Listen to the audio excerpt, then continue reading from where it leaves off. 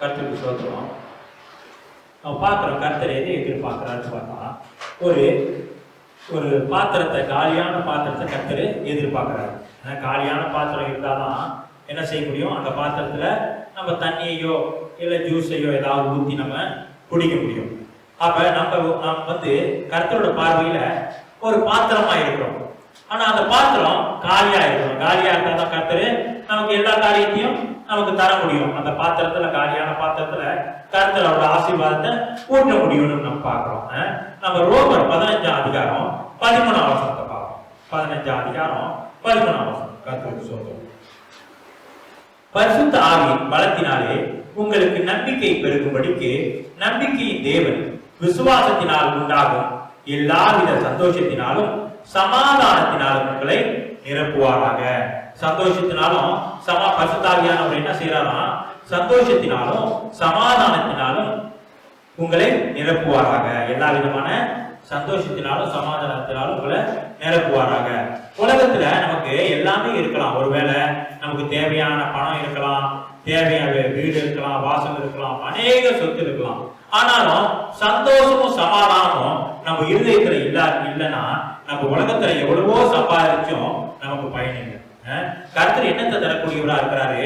ஆண்டவர் ஒரு இடத்துல கூட சொல்லி இருக்கிறாரு, நானு என்னுடைய சமாதானத்தை உங்களுக்கு விட்டு போகிறேன், உலகம் கொடுக்கிற பிரகாரமா அல்ல, என்னுடைய சமாதானத்தையே உங்களுக்கு கொடுக்கிறேன் அப்படின்னு இயேசு சொல்லி இருக்கிறார். அப்ப அந்த சமாதானத்தை நம்ம பெற்றுக்கொள்ளணும்னா முதலாவது நம்ம ஒரு பாத்திரமா இருக்கிறோம். அந்த பாத்திரம் காலியான பாத்திரமா இருக்கணும். காலியான பாத்திரமா இருக்கணும் நம்ம பார்க்கிறோம். அந்த காலியான பாத்திரத்துல தான் கர்த்தர் என்ன செய்வாரு, அந்த பாத்திரத்துல அவரோட அபிஷேகத்தை ஊத்தக்கூடியவரா இருக்கிறாரு, சமாதானத்தை ஊத்தக்கூடியவரா இருக்கிறாரு, சந்தோஷத்தை ஊத்தக்கூடியவரா இருக்கிறாரு. அப்ப அந்த பாத்திரம் எப்படி இருக்கணுமா, காலியான பாத்திரமா இருக்கணுமா. நாம் கூட பார்க்கிறோம், வீட்டுல நம்ம தண்ணி குடிக்கிறோம், காபி குடிக்கிறோம். இன்னைக்கு 4 மணிக்கு குடிச்ச கப்புல திருப்பி ராத்திரிக்கு ஏதாவது தண்ணி ஊற்றி குடிப்போமா? குடிக்க மாட்டோம். அந்த கப்பை என்ன செய்வோம், மறுபடியும் சுத்தம் பண்ணுவோம். மறுபடியும் சுத்தம் பண்ணி மறுபடியும் தண்ணீரை ஊற்றி இல்ல ஜூஸை ஊற்றி இல்ல தேத்தண்ணியை ஊற்றி அதை என்ன செய்வோம், மறுபடியும் குடிப்போம். மறுபடியும் குடிச்ச பிறகு என்ன செய்வோம், மறுபடியும் அதை சுத்தம் பண்ணுவோம். அப்ப இப்படியா நாம் ஒரு கர்த்தருக்கு ஒரு பாத்திரமா இருக்கிறோம். நாம் கர்த்தருக்கு ஒரு பாத்திரமா இருக்கிறபடினால அந்த பாத்திரத்தை நம்ம என்ன செய்யணும், அடிக்கடி சுத்தம் பண்ணணும். சுத்தமா இருந்தாதான் கர்த்தர் என்ன செய்வாரு, அந்த பாத்திரத்துல அவரோட அபிஷேகத்தை ஊத்துவாரு, அவரோட வல்லமையை ஊத்துவாரு, அவரோட சமாதானத்தை ஊத்துவாரு, அவரோட நீதியை ஊற்றக்கூடியவரா இருக்கிறார். கர்த்தருக்கு ஸ்தோத்திரம். நம்ம தொடர்ந்து வாசிக்கிறோம் மத்தேயு 13ஆம் அதிகாரம் 22ஆம் வசனம்.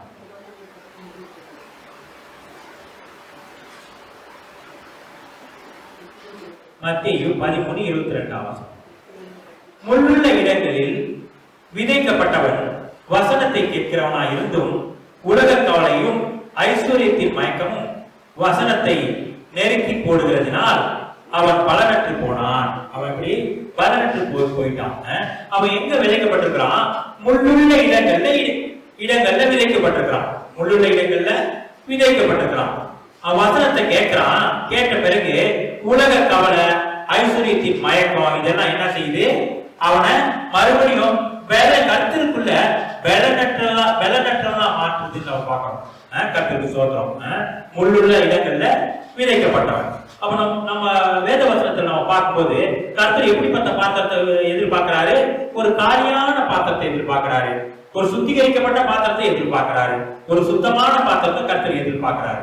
அப்ப நம்ம பார்க்கும்போது இந்த காரியங்கள் கர்த்தர் என்ன எதிர்பார்க்கிறாரு, சுத்தமான பாத்திரத்தை கர்த்தர் எதிர்பார்க்கிறாரு. அப்ப அசுத்தமான பாத்திரம்னா எப்படி இருக்கும், நம்ம உலகத்துல உள்ள கவலைகள் எல்லாம் எங்க இருக்கும், நம்ம இருதயத்துல இருக்கும். உலகத்தில் உள்ள பிரச்சனைகள் எல்லாம் எங்க இருக்கும், நம்ம உள்ளத்துல இருக்கும். ஐஸ்வர்யத்தின் மயக்கம் எங்க இருக்கும், நம்ம உள்ளத்துல இருக்கும். இப்படி அநேக உலக கவலைகள், ஐஸ்வர்யத்தின் மயக்கம், இப்படிப்பட்டதான பல விதமான பிரச்சனைகள் நம்ம இருதயத்துல என்ன செய்யறோம், யோசிச்சு பார்த்துக்கிட்டு இருக்கிறோம். உலக கவலை, ஐஸ்வர்யம், நான் பெரிய பணக்காரன் ஆகும் அப்படின்னா மயக்கம், இப்படிப்பட்டதான அநேக காரியங்களை நாம் இருதயத்துல வைத்து யோசிச்சு பார்த்துக்கிட்டு இருக்கிறோம்னு வேத வசனத்துல நம்ம பார்க்கிறோம். இப்படி யோசிச்சு பார்க்கும்போது அநேக காரியங்கள்ல நம்ம யோசிச்சு பார்த்து தேவனுக்கு பிரியமில்லாத காரியங்களை சிந்திக்கிறோம். அநேக காரியங்கள் நம்ம சிந்திச்சு கொண்டிருக்கும் போது இந்த பாத்திரம் எப்படிப்பட்ட பாத்திரமா மாத்து, ஒரு அழுக்கான பாத்திரமா காணப்படக்கூடியதா இருக்குது. இந்த அழுப்புக்கான பாத்திரத்தை நம்ம என்ன செய்யணும்? சுத்திகரிக்கணும். இந்த அழுக்கான பாத்திரத்தை சுத்திகரிக்கணும் அப்படின்னு சொல்லும் போது நம்ம இருதயத்துல எப்படி சுத்திகரிக்கணும்? நம்ம சவுக்காரமோ எதையோ போட்டு நம்மளோட இருதயத்தை சுத்தம் பண்ண முடியாது. நம்ம இருதயத்தை சுத்தம் பண்ண முடியாது. நம்ம தேவையில்லாத சிந்தைகளை நம்ம இருதயத்துல போட்டு சிந்திச்சுக்கிட்டு இருக்க கூடாது.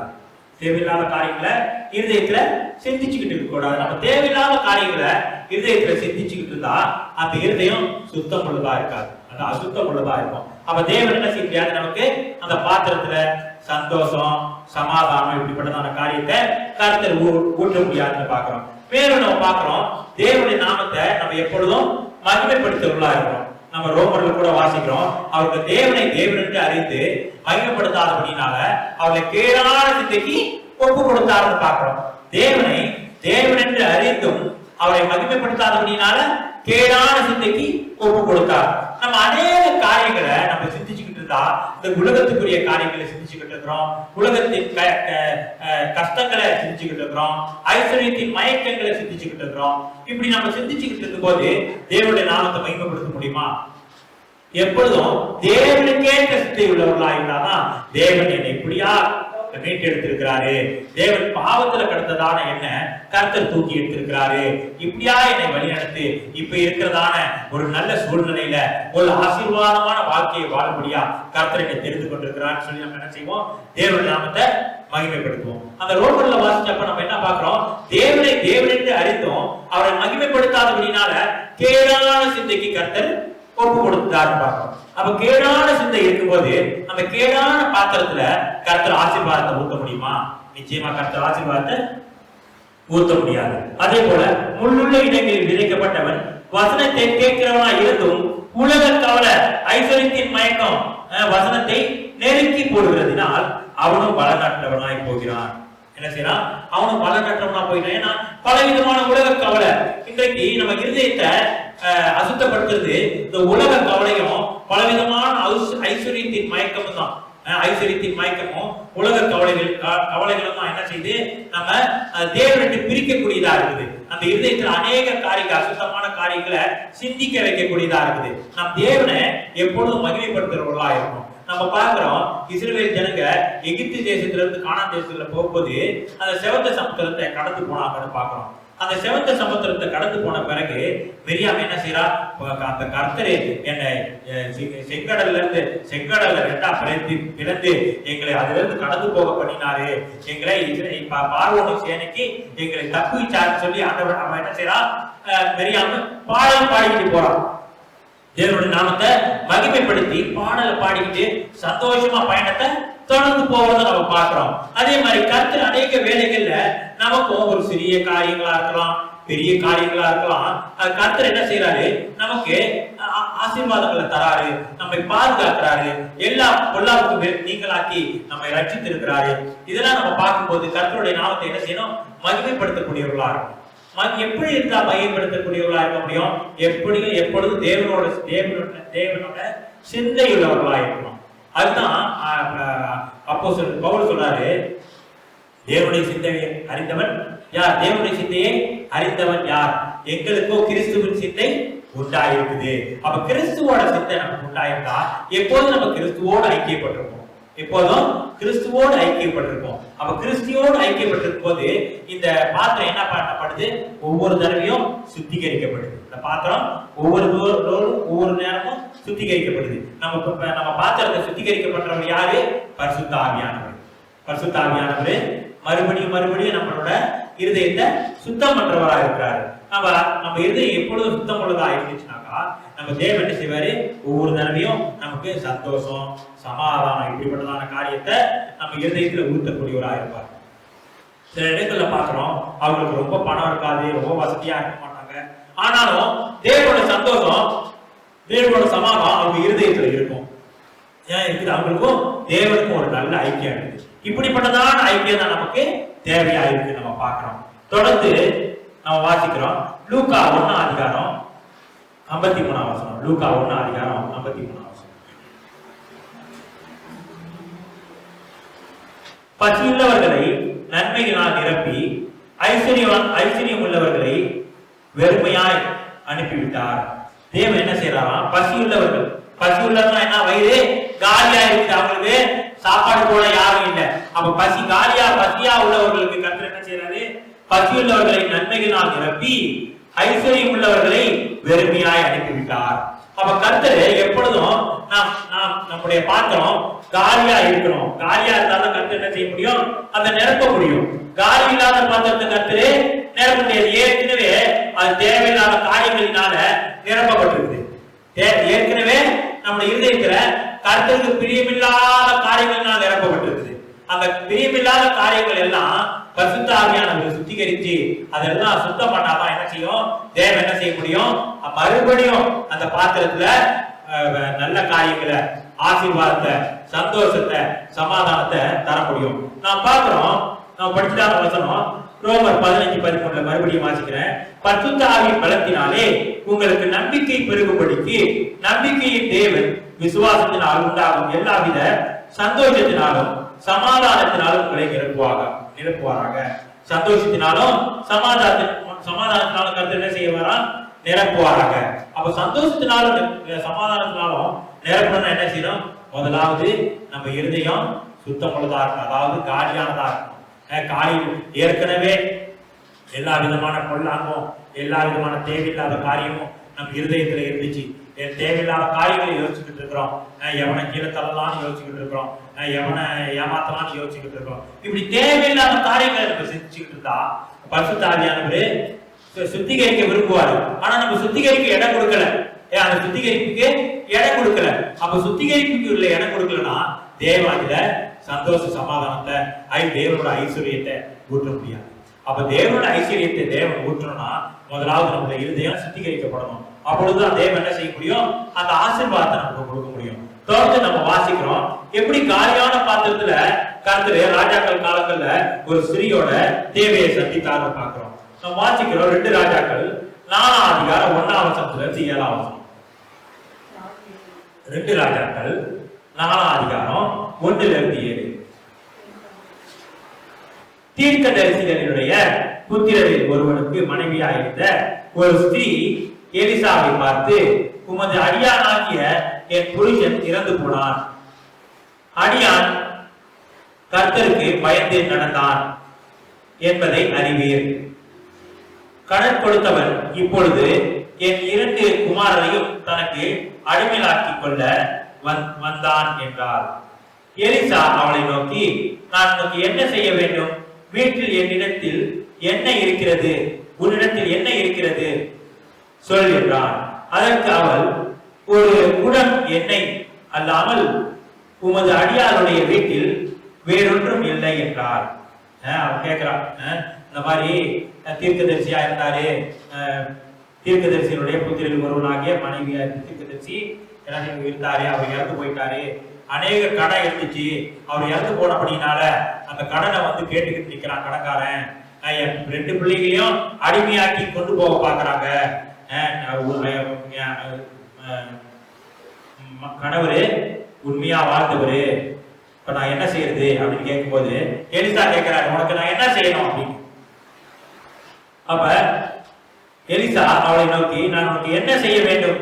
வீட்டுல என்ன, உனக்கு என்ன செய்யணும்? வீட்டுல என்ன இருக்கு அப்படின்னு கேட்கிறாரு.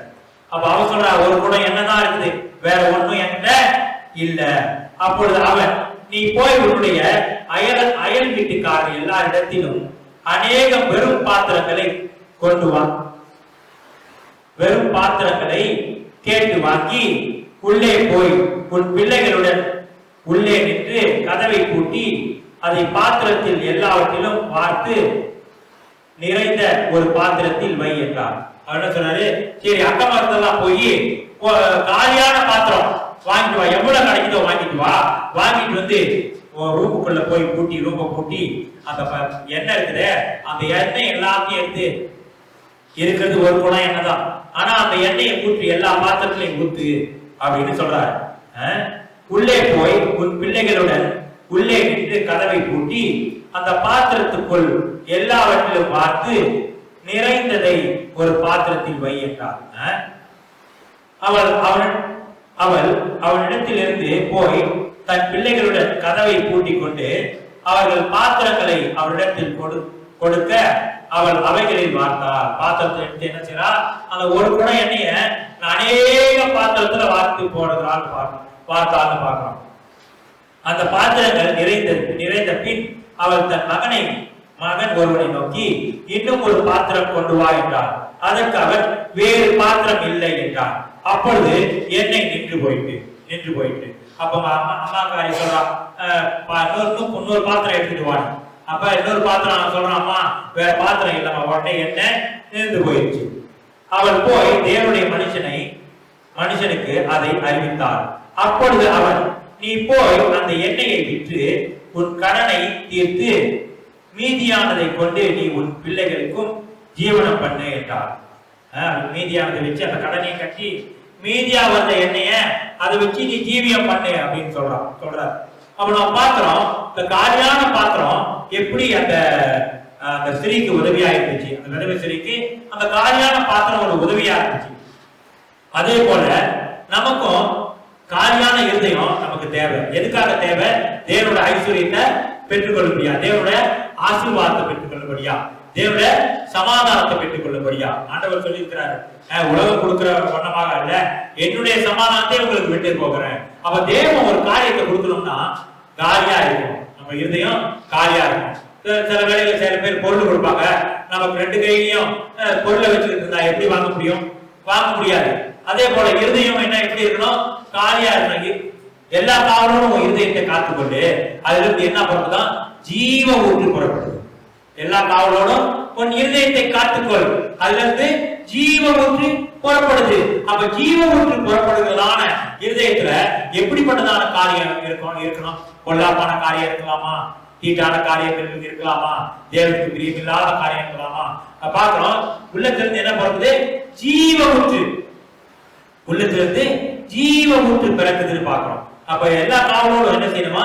அந்த இருதயத்தை காத்துக்கொள்ளணும். அப்ப எல்லா காவலோடும் இருதயத்தை காத்துக்கொண்டாமா அந்த ஜீவ ஊற்று மெய்யாகவே புறப்படக்கூடியதா இருக்கும். அப்ப ஜீவ ஊற்று பிறக்குது, புறப்படுதுன்னு சொல்லி நம்ம எல்லா தேவனுக்கு பிரியமில்லாத காரியங்களை, அசுத்தமான காரியங்களை வச்சிருந்தா ஜீவ ஊற்று புறப்படாது.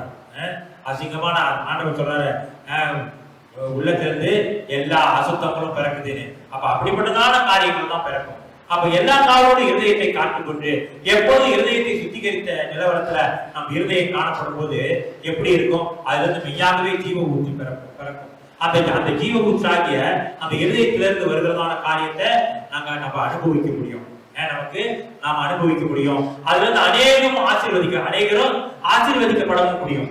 நம்ம அந்த இருதயத்தை சுத்திகரிக்காம அசுத்தமா இருந்தாக்கா எப்படி இருக்கும்? அந்த இருதயம் எப்படி இருக்கும்? ஆண்டவர் சொன்னாரு, எல்லா அந்த உள்ளத்திலிருந்து எல்லா அசுத்தமும் புறப்படுது அப்படின்னா, அது போல எல்லா அசுத்தமான காரியம் தான் உள்ளத்திலிருந்து புறப்படும். நம்ம சுத்திகரிக்க. அதனால நம்ம என்ன செய்யணும்? அடிக்கடி உள்ளத்தை சுத்திகரிக்கக்கூடியவர்களா இருக்கணும்.